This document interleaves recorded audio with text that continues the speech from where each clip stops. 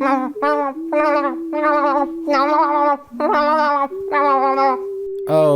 look, he's in that cool indie game. What's it called again?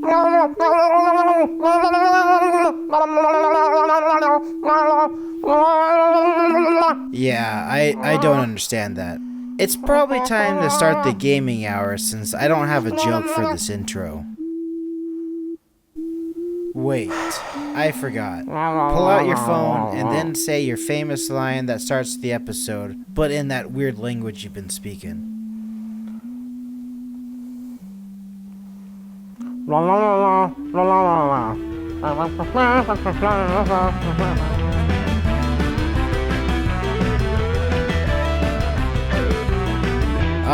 Yes. Welcome back to not only another episode of Watersurf's Gaming Hour, but also the second volume of the sub-series of the show, the Indie Grab Bag. In this 17th episode of the series of the Gaming Hour, we are covering 6 more indie games for the show, all in one little episode. These are a once in a blue moon episode where I like to do focus on these smaller teams or studios of these little unknown games or something. So enough yapping and let's get to the games.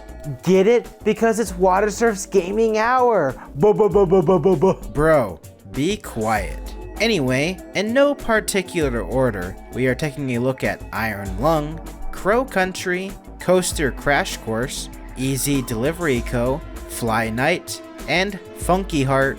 I actually wanted to throw in Brickadia into this episode, but I ended up cutting it last minute for time constraints. And honestly, I felt like it was best to keep the sub-series to 6 games every time I do this indie grab bag style. But do go check out Brickadia, as it does seem like a spiritual successor to Blockland if anyone remembers that. Enough talking about games as old as me. We got a good lineup of games. We got a game with a movie tie-in, we got a creepy theme park game, a coaster game, a relaxing driving / delivering game, a first-person RPG type game, and this bunny hopping game that gets better explained once we actually get into it. It's a neat collection of games that's cool? Yeah, I don't know what else really to say except one more important thing. While normally with the regular episodes, I try to beat the games or get a good amount of footage or something. Well, with these indie grab bag episodes, I sort of just play a good hour or 2 or even 3. But I'd rather you, the viewer, not be spoiled on anything and go check out the game for yourself. With that in mind, all of the Steam links are listed down below in the description, but I know Crow Country and Iron Lung are also available on other consoles, which is also how I played Crow Country, as I own Crow Country physically on the PS5. Now with that out of the way, I wanted to jump into the one that's probably fresh on everyone's mind thanks to the recent film, and that's Iron Lung. I will note real quick, while the game and the movie more or less share the same premise / plot line, I will not be spoiling the film for those who were unable to see it in theaters. So anyway, Darth Vader is Luke Skywalker's dad, and the game starts off with you in a submarine lowering you to the bottom of this ocean filled with blood. Why? I don't know. I didn't read that text, and I promised the audience that I wouldn't spoil the movie for them. So, while Sephiroth is over there killing Aerith, you have to navigate this ocean floor with these janky-ass controls and go to these squares on this map or something. Go find them like Marlin finds Nemo, alright? See? I told you how I wouldn't spoil how Markiplier actually says, "Damn, that's some sort of iron lung," and then he eats an entire bowl of spaghetti for like 20 minutes. Whoops, I'm sorry chat. That's my bad. Feel free to dislike the video and comment #CancelWatersurf in the comments down below. My bad. But all seriousness aside, The whole gimmick with Iron Lung is that you're literally in an ocean of blood you cannot see. So you navigate with your little compass thing, and by taking pictures with your X-ray camera. As I stated earlier, you make your way to these waypoints on your map, and it's both boring and tense at the same time, but I already know that a vast majority of you who clicked on this video already know about Iron Lung, and just wanted to watch the funny Watersurf fella do a funny joke with the Iron Lung game, so here you go. What the hell? There's something blinking at me. There's nothing on the goddamn map. I gotta go check this out.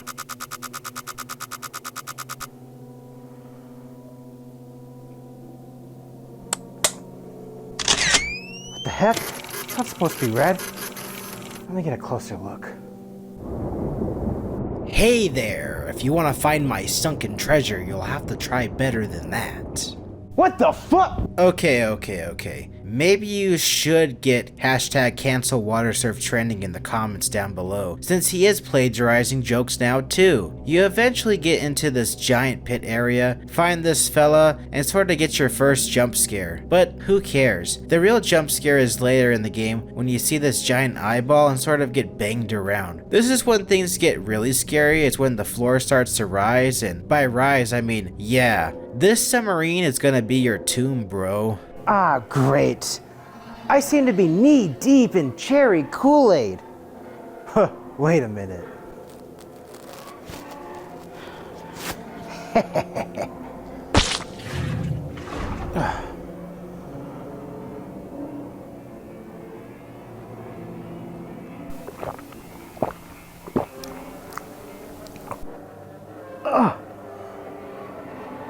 Hold on.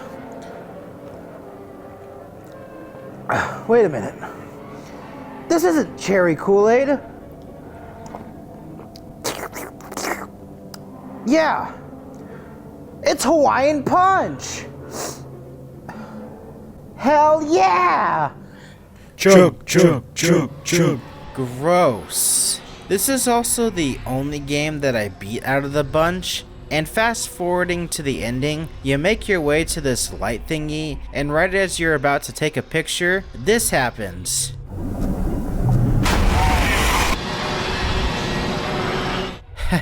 Yeah, you get bled. Got 'em. I did spoil you. You've been bamboozled. Got 'em. Hashtag cancel Watersurf is back on the menu, boys. Shaking my head. Up next is going to be Coaster Crash Course. I was actually the most excited for this one out of the bunch because I'm a sucker for roller coasters. The whole premise of this game is that you build a little roller coaster, but actually make it follow a path to collect these little orbs, and then make it all the way back to the station without losing any momentum or without crashing. It's very simple, but it gets a little bit more complex as the levels go on. Look at that roller coaster. It's neat, huh? If you guys ever want me to get a new host, just say the word. I have the shot ready to go. Just say the word.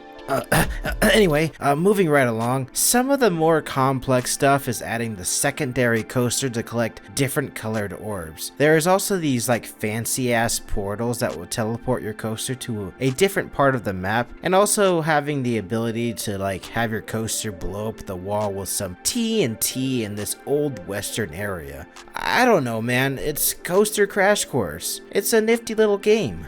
Hey! Just like that roller coaster. Pretty neat, huh?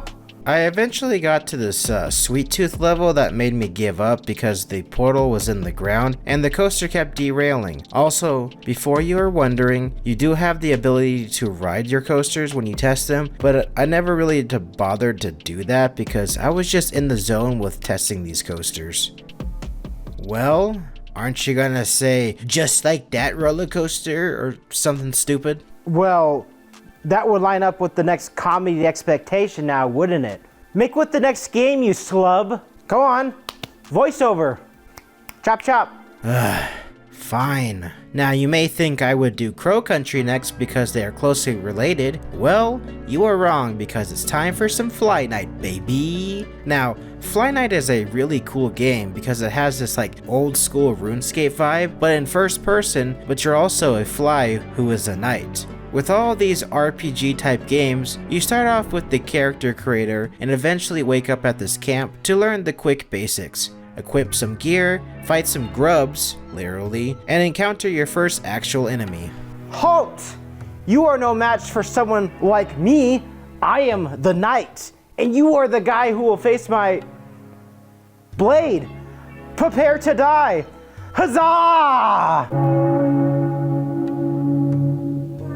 Yes, my actual first encounter with an actual enemy didn't go all too well.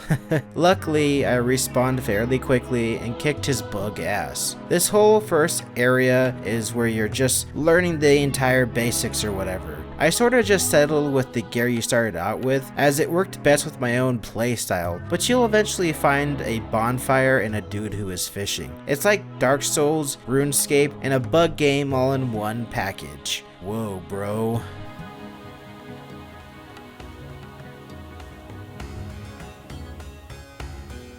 I did fish for a little bit, and some of the fish were interesting, but who cares? I went into the cave and sort of just dicked around some more. This area is way more open than the other area before, and I did find it funny that some of the enemies were just walking into the plant traps on the ground, so I didn't have to fight them. I also ended up stumbling into this like fortress or something and arrowing this bee samurai dude to death and then stealing his bee armor. And then I got this stupid ass sunflower armor.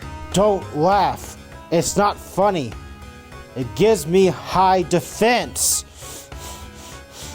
You can more or less get the idea with this game. I would love to play this game a little bit more during some of my free time, and I also do know that this game is getting a future update, or might have already gotten that future update depending on when this episode comes out. In the meantime, if you do want to see more of this game, please go check out my friend's video on it, which a card should have popped up on it or is in the description down below. Now, it's time to move on to Crow Country. Finally. Now, Crow Country is actually one of the ones that I own physically out of the bunch because I got it on sale recently. It's a survival horror game that has like that same vibe as those ones that you saw on like the PS1 generation. But it takes place in an abandoned theme park in the year 1990. 5 years before I was born. Whoa, that means it's older than me. So the game starts off with you driving to this theme park, you break in, and yeah, something is definitely off with this place. A dude is all banged up, so you take him back to your car, and there are also zombies in this theme park. You sort of have to start using the clues around the park to get into areas and progress through the game, like talking to this fairy to get into the fairy area, and then it gives you this key that you can use to get into the different area in this theme park or whatever. Too bad when you get into this back area with this big crow man, this big boy skeleton guy is trying to grab you, and that's one big nope moment if I've ever seen one. You may have heard of Mr. Bones' Wild Ride. Well, I call this one, Mr. Bones, get me the hell out of here! You eventually end up in this spooky part of the park, which you learn about how the park has been in some like financial trouble or something. I don't know. I wasn't really paying attention to the plot, despite, also live streaming this game. I just know that some lawyer lady was trying to get into this room, so I let her in. She did some snooping or something. I went exploring around the park where I could, ended up in some manager's office, heard a gunshot, and oh, a guy shot himself. Then my character did the Captain Obvious thing and yeah, he's dead alright. It's probably a bad time to mention that I spent a good 5 minutes laughing about this on stream. Not the fact that that guy killed himself, but the fact that this character was just like, oh, he's dead. Like you think was not the gunshot or the blood splatter or like him lying lifeless on the floor not proof enough? What's worse is that like some lady, hold on, let me prove my point. Some lady was just standing in the corner of the office acting like, this just happens in here every day. Like, it's all good, man, whatevs. But seriously, The lady was just standing in the corner, acting like it was all fine. Ignore the vomit, that was unrelated to the guy killing himself. The rest of my playthrough was me kind of just wandering around aimlessly because I was low-key just doing that. I wasn't really using a walkthrough, but I did eventually make it into this weird maze and made it to this ocean kingdom where I made it inside the submarine. And yes, that would have been the perfect time to segue into the iron lung section, but this is underwater while that was under blood. Silly viewer, what do you think, I'm an idiot? That would have been terrible. The viewers would have been mad at me. I'm being big brain smart, or as Markiplier says, oh yeah, it's big brain time. Yeah, this is in a theme park while that was on the moon. You stupid. I think it's time to get funky about our hearts or something. This is the only one that I haven't really bothered to mention or chat about, and that's probably because it's the oddest out of the bunch. Not that it's a bad game or anything, it's just a little funky.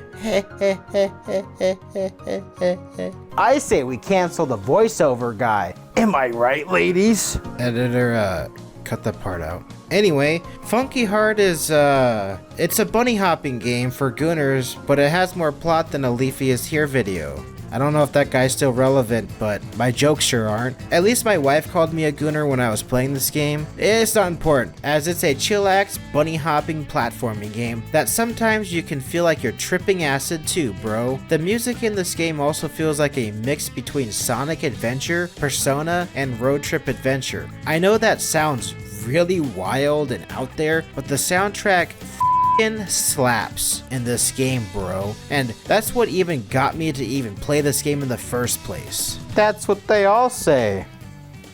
You more or less just hop around, chat with the locals, until you get to your bat lady friend or something, which can help you get to the next level. But you do have to collect the keys or something before you can get to the next level. There is also an area called the circuit breaker, which seems to be this like really crazy ones, where the levels go from easy and cutesy to please somebody shoot me, these are stupid hard if I don't want to take my time. The circuit breakers are also sort of plot sensitive, as apparently they like hold the memories of your character, but I didn't really want to go too far into this bunny hopping game. Honestly, the reason I didn't get far because when I got into the second circuit breaker level, I got stuck on this one part and rage quit. Otherwise, I would have just kept going. Party pooper over here. Remember how I told you about the soundtrack? Yeah, it's awesome. Another awesome thing was this part where you turn into an actual rabbit and hop around collecting carrots. Yeah man, I don't know why it's in this game, but it is. I do love how it's spin though. I think that's enough about FunkyHeart. This game does also have a demo if you want to go check it out. Yeah, for the soundtrack. Wink. It is bopping. But let's move on to the final game, which is Easy Delivery Co. This is a very charming and relaxing game that has you delivering packages in a truck as a cat in the snow. This whole aesthetic gives off these like retro game vibes, but in that Animal Crossing feel. Open up your menu, get a job, pick up a package, drive to the destination, and drop off the package. That's the whole gist of the game. Now you may ask, hey, it's winter time right now when you're probably filming this. Can you go outside and film some stuff in the snow? And I would, but the problem is that I live in California and it don't really snow in my state all too often, so I can't really do a funny bit in the snow. So cancel Watersurf.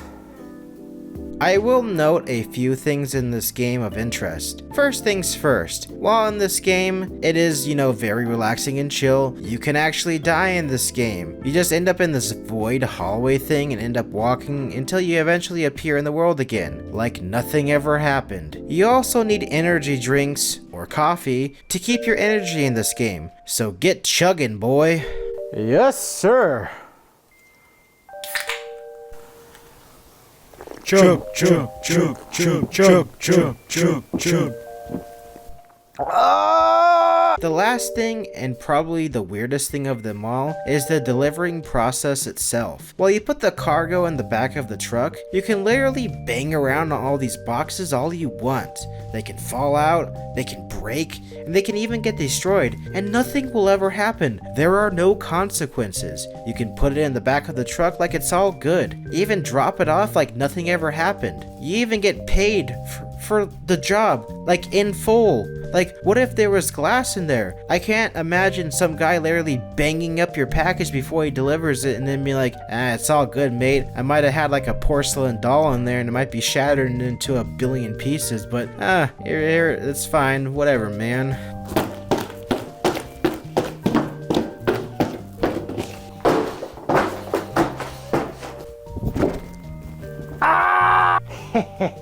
It's gonna be me and you tonight. You know what I mean?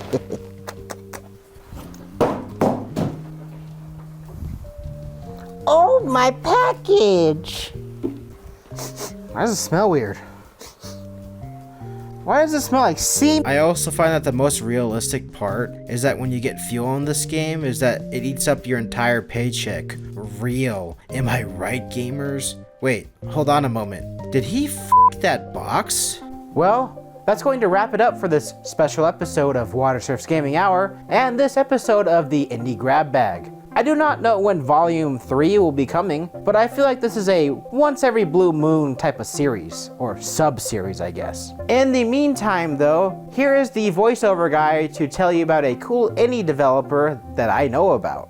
There is a small indie developer who is a part of the Red Eyes Green Dragon community, and I would like to highlight some of their game dev work for this Indie Grab Bag episode. They go by Jammy, or say hi to Jammy, and I've been seeing them share some of their work on Blue Sky. So, I would like you to go check out some of their work, and here are their socials down below. So please go check out their socials, give them some love, and see what projects they are currently working on, whether it be their games and or music. So yeah, there's not going to be a funny joke to end off the episode. I would just like to have you go check out this indie game developer. So yeah, I will see you in the next episode.